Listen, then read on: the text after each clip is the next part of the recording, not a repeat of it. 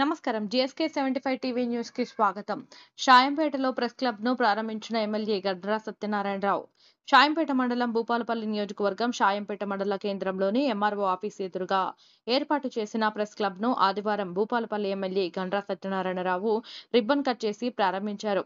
అతిథులుగా గాడేపల్లి మధు, రాష్ట్ర కార్యదర్శి టీయూడబ్ల్యూజే ఐజేయు శ్రీరామ్ రామచందర్, వరంగల్ జిల్లా అధ్యక్షులు మట్టా దుర్గాప్రసాద్, వరంగల్ జిల్లా ప్రధాన కార్యదర్శి గుంటి విద్యాసాగర్, రాష్ట్ర కార్యవర్గ సభ్యులు టి వేణు మాధవరావు, రాష్ట్ర council member Kankanala Santosh, TUWJ IJU Hanamkonda జిల్లా సహాయ కార్యదర్శి గన్ను సంతోష్ కుమార్లు పాల్గొన్నారు. అనంతరం ఎమ్మెల్యే జిఎస్ఆర్ మాట్లాడుతూ జర్నలిస్టుల సమస్యల పరిష్కారానికి కృషి చేస్తానని హామీ ఇచ్చారు. షాయంపేటలో ప్రెస్ క్లబ్ నూతన భవన నిర్మాణానికి కృషి చేస్తానని హామీ ఇచ్చారు. అర్హులైన జర్నలిస్టులందరికీ ఇళ్ల నిర్మాణానికి కృషి చేస్తానని ఈ సందర్భంగా ఎమ్మెల్యే హామీ ఇచ్చారు. పత్రికలు పెన్ను మీ యొక్క పెన్నును గన్ను చేసే విధంగా ప్రజలకు ఉపయోగపడే విధంగా వార్తలు ఉండాలనేది నా ప్రధానమైనటువంటి అంశం.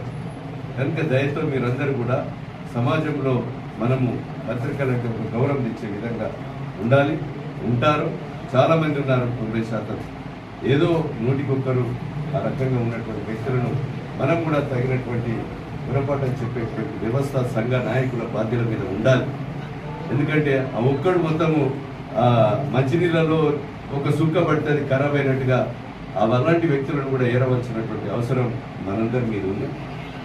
కనుక ఈరోజు షాయంపేట ప్రెస్ క్లబ్కు వచ్చేసినటువంటి రాష్ట్ర జిల్లా పార్టీలకు కానీ ఇక్కడ ఉన్నటువంటి పత్రికా సోదరులకు కానీ ఇందులో మనం ఈరోజు వాస్తవమైనటువంటి విషయాలను మనం వెలికి తీయాలి. ఇప్పుడు ఇండ్లు అనేది పేదోనికి మనం అవసరం. ఇళ్ల స్థలాలు కూడా పేదోళ్ళకు ఇళ్ల స్థలం లేకపోతే మనం ఇళ్ల స్థలం ఇవ్వాలి. ఈరోజు ఒక ప్రెస్ రిపోర్టర్కు ఒకే కాడ ఒక స్థలం ఉండాలి. ఒక ప్రెస్ రిపోర్టర్కు 2 దిక్కుల స్థలం ఇవ్వడం కూడా కరెక్ట్ కాదు, నా వ్యక్తిగత అభిప్రాయం.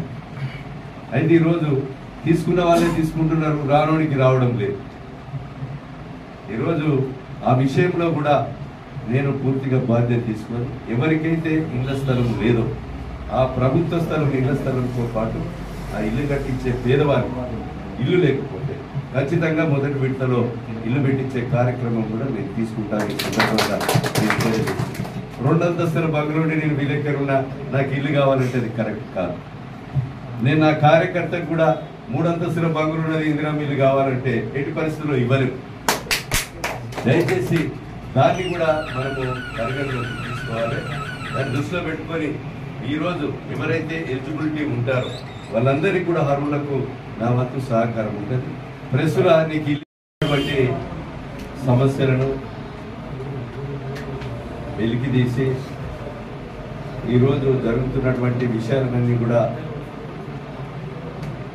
ప్రభుత్వానికి అదేవిధంగా జిల్లా యంత్రాంగానికి కానీ తెలియజేసే వారధులుగా మంచి గుర్తింపు తెచ్చుకొని రేపు రాబోయేటువంటి రోజుల్లో మీకు చెరగని ముద్ర వేసే విధంగా ఉండాలని నేను కోరుకుంటున్నాను.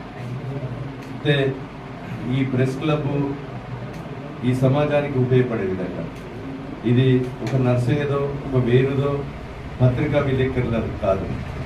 ఇది ప్రెస్ క్లబ్ అనేది రేపు రాబోయేటువంటి ఇంకా సోదరులు పత్రికలో జర్నలిజంలో పనిచేయాలని ఉత్సాహం ఉన్నటువంటి వ్యక్తులు ఎవరు వస్తారో వారిని ఈ ప్రెస్ క్లబ్ ఉండే విధంగా శాశ్వతంగా కోరుతున్నారు. రెవెన్యూ వాళ్ళతో మాట్లాడి మనము సాధ్యమైనంత వరకు ఇక్కడ హన్మకొండ కలెక్టర్కు ఇక్కడ తహసీల్దార్ మాట్లాడి ఆర్టీఓకి మాట్లాడి ఒక శాశ్వతమైనటువంటి ప్రెస్ క్లబ్గా స్థలము ఇచ్చి నా వంతు సహకారం పూర్తిగా భవన నిర్మాణంలో సందర్భంగా నేను తెలియజేస్తున్నాను. తీర్చిగా పెట్టి దాని మీద ఉపన్యాసం చెప్పమనేది కొందరు కత్తి గొప్పది అనేది ఎందుకంటే జవాన్లకు అదే కొందరు కళ్ళం గొప్ప అనేది ఎందుకు గొప్పది అనేది అంటే ఇప్పుడు కనబడుతుంది కళ్ళం గొప్పది అనేది.